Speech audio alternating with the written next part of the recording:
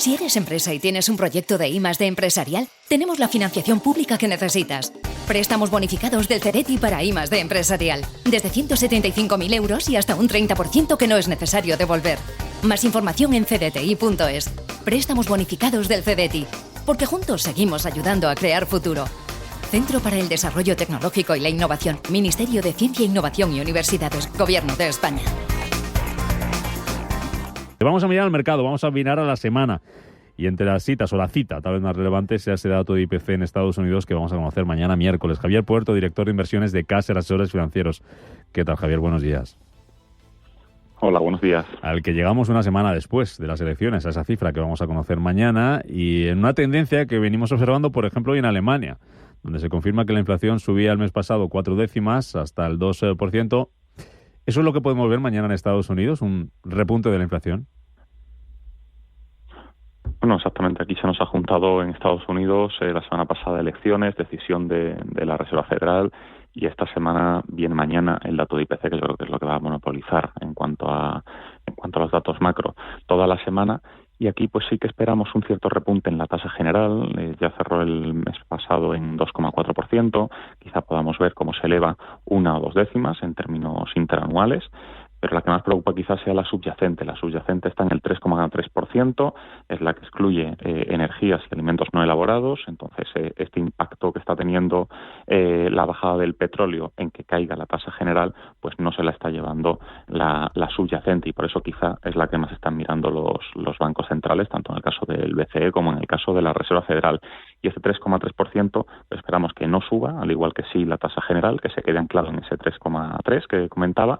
Pero bueno, esto sería algo pues que podría impulsar a dejar los tipos algo más estables hasta que vean este dato bajar y no se dé el calendario que quizá está esperando el mercado de bajadas que siguen siendo, pues quizá no tan agresivas como esa bajada de 50 puntos básicos de septiembre, pero constantes. En cada reunión pues estamos viendo cómo el mercado anticipa 25 puntos básicos de bajada, tanto para esta que va a venir en diciembre como para la siguiente de enero. Es decir, que podríamos ver, Javier, un paso atrás de los bancos centrales en la última reunión del año, a pesar de que el mercado esté descontando esa probabilidad de bajada de tipos, dato a dato, que decía, por ejemplo, esta mañana Olli Rehn, del Banco Central Europeo. Vamos a ver qué nos van diciendo los datos. ¿Podríamos ver que la cosa se quede como está? ¿Que no haya bajada de tipos en diciembre? ¿Es una posibilidad cierta, tanto en Europa como en Estados Unidos?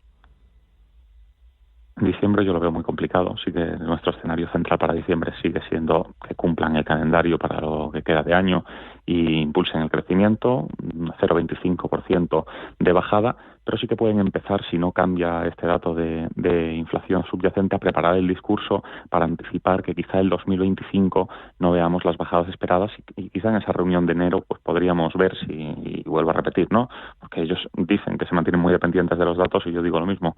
Si el IPC subyacente no se modera, luego también tenemos la parte del empleo, que también es muy relevante, pero si el IPC subyacente no se modera, sí que pueden preparar el discurso para en enero dejar intactos los tipos. Este ligero repunte de la inflación y este posible frenazo de los bancos centrales puede tener algún impacto en las bolsas. Bueno, yo creo que las bolsas ahora mismo están más pendientes de la victoria de Trump, de todo lo que puede venir en cuestión de estímulos para la economía, del aumento del déficit. Esto pues también hay que entender que va a ser una subida para las bolsas que van a tener que lidiar precisamente con ese aumento del techo de la deuda y con ese aumento de inflación, que va muy de la mano de las políticas que propone el Partido Republicano.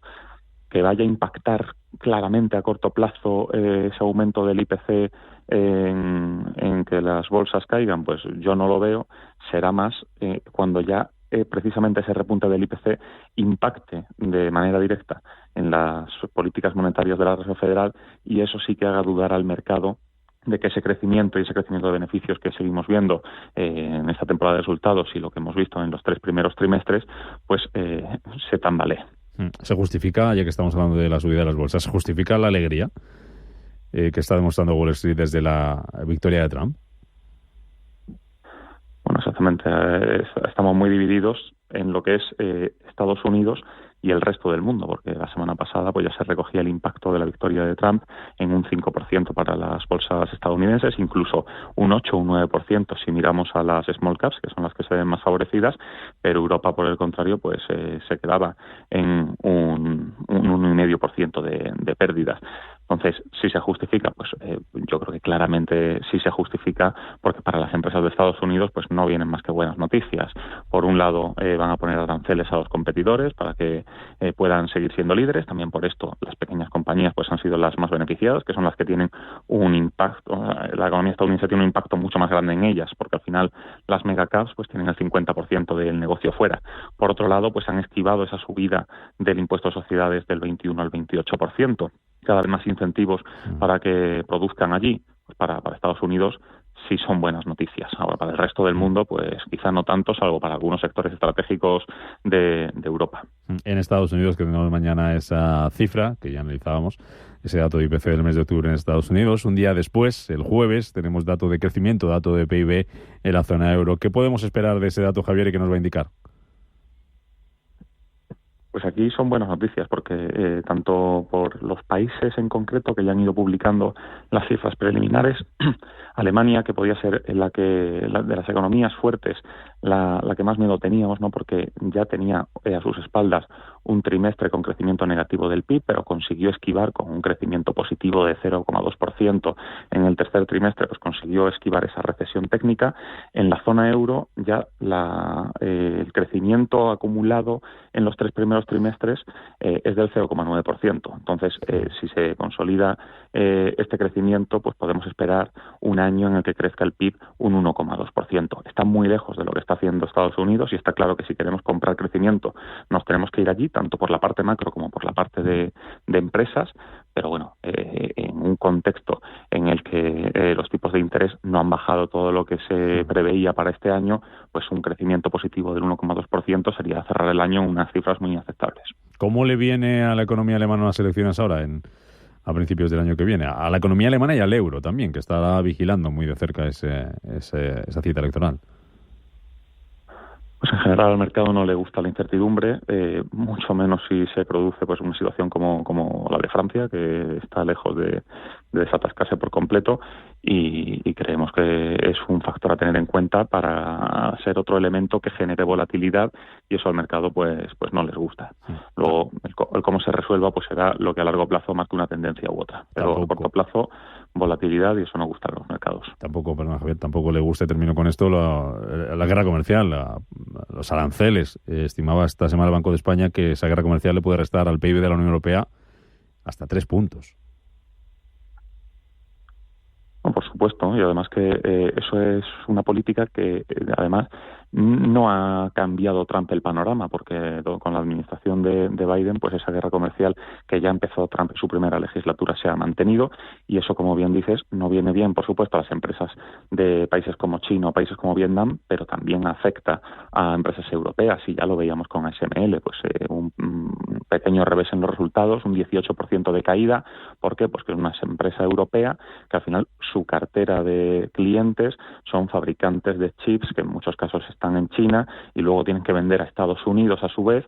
Entonces, que nos creamos que esta guerra comercial pues solo afecta a China, pues es una ilusión. Por supuesto que afecta a todas las compañías más globalizadas y más tecnológicas y con más impacto en la venta entre China y Estados Unidos, como es el caso de ASML, pues mucho peor. Y no me cabe duda que si continúa la guerra comercial, pues vamos a empezar a ver sorpresas de este tipo, vamos a empezar a ver compañías que ya ven afectada la demanda, porque hasta ahora pues cada profit warning que ha habido era por un problema de oferta, por un problema de cadena de suministro, que quizá no es tan grave, si bien hay que observarlo, pero vamos a ver seguramente como si esta guerra comercial continúa, pues algunas empresas empiecen a tener un efecto parecido al que tuvo ASML hace unas semanas.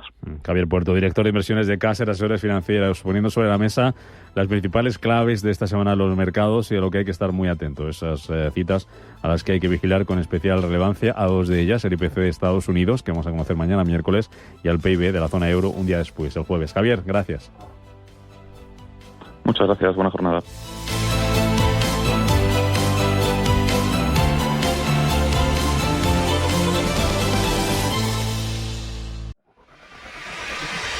Si eres empresa y tienes un proyecto de I+D empresarial, tenemos la financiación pública que necesitas.